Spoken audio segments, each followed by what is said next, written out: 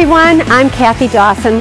Welcome to Can You Relate? Cleveland's and Northeast Ohio's relationship show. We have a full show for you today. We're going to be answering lots of questions. First, our relationship roundup group on the couch is going to be answering how much information do you tell your friends about your partner? Then we're going to talk about how do you fight or argue with your partner? Do you fight fairly or unfairly?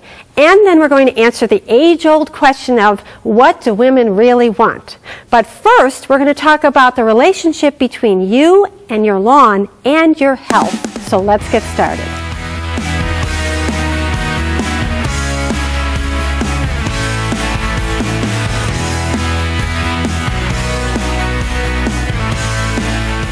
We love our lawns, we love our health, but what is the relationship between the two? And is there something we could be doing with our lawns that's causing us to be sick? I am so delighted to welcome Ron Zayak to the show. You are from Canterbury Creek Gardens, and you are in an organic garden center located in Westlake. Welcome to the show. Thank you. So help us understand a little bit about health and lawns. What does that really mean? We have props here, but we're going to get to those in a second. Okay. When it comes to lawn care, I think I have a unique perspective on it because I've been in business for 25 years, but I've also had cancer. And as a result, I know the relationships between the products that you're using and your health. Okay, so when you're either applying the chemicals as a profession, right, or perhaps you're an owner of a home with a lawn that has chemicals, are you saying both of those people are at risk?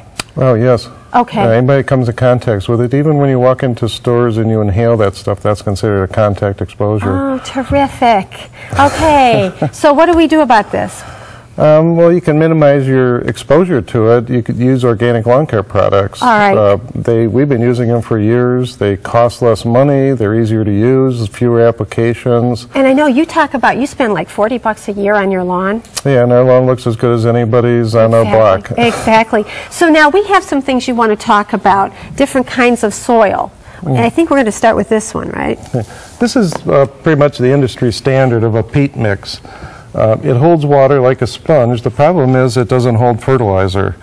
And fertilizer is becoming a major pollution problem, and it's expensive. So when you use a soil like this and then you put a fertilizer in it, then you water the next day, along with the water coming out the bottom of the pot, the fertilizer comes out the bottom of the pot. Okay. There's nothing in it to hold the fertilizer. All so right. You have to reapply fertilizer very often, and you lose a lot of it. This is new info, especially for me, because when I go to a garden center and they have those big bags, peat moss, just because I figure that's what everybody uses. But you're saying it doesn't hold the fertilizer. Right. It's convenient. It's inexpensive to ship. It's lightweight. Yep.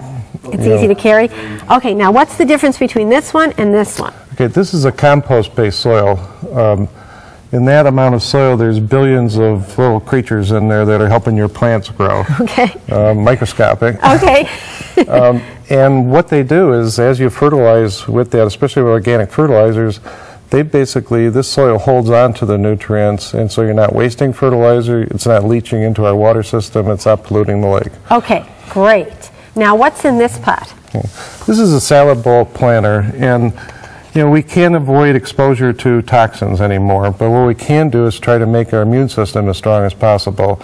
And what a lot of people don't realize, the most nourishing foods there are leafy greens. Yes. And this is a way of growing leafy greens in a compost-based soil, so you have the most nutritious foods in the world grown in a way that maximizes their nutritional value. And also it looks pretty. Yeah, I mean, you could put this out on your back deck and you'd have several of these, and could you have a whole garden of vegetables and lettuce? A lot of people have been doing that the last few years. It's like, well, if I have all these pots here, why don't I grow something I could eat rather than just look at? Exactly. And they look pretty too. And you pinch it off and they just keep growing. You can have this for months, I'm guessing. Yes, it lasts for months. You pinch off the lower leaves, you let the thing keep growing, you water it a little bit every day, you fertilize it every couple of weeks.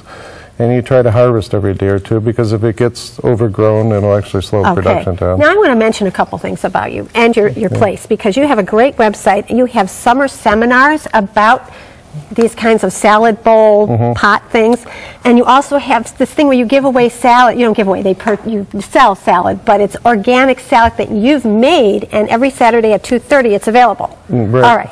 Okay, you have so much to tell us about all this. So thank you for being on the show. I want to let everybody know that if you want to get a hold of Ron, you can do so by going to his website at CanterburyCreekGarden.com or call 440-899-2740. Thanks again. Stay tuned because we've got Relationship Roundup coming up next. Up next, when you're gabbing with your gal pals, how much about your mate should you share? Our Relationship Roundup reveals their responses. And later in the show, Mommy needs a makeover. We'll find out how a change in appearance can change your outlook.